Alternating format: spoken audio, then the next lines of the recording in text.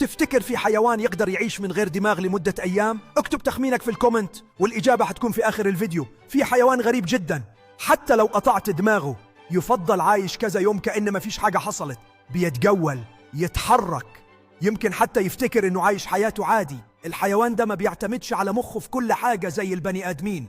في مختبر العلماء مشدوهين يتابعون الحيوان العجيب، يسجلون ملاحظاتهم ويشيرون إليه في دهشة. الرسوم المتحركة توضح دورة الحياة الخاصة بهذا الحيوان، مع تسليط الضوء على قدرته الفريدة على البقاء والتكيف بدون دماغ. الحيوان ده هو الصرصور، يقدر يعيش لحد أسبوع من غير دماغ، لحد ما يموت من الجوع بس. لو المعلومة فاجأتك دوس لايك وسبسكرايب، واكتب في الكومنت ايه أكتر حيوان غريب نفسك نعمل عنه فيديو بعد كده.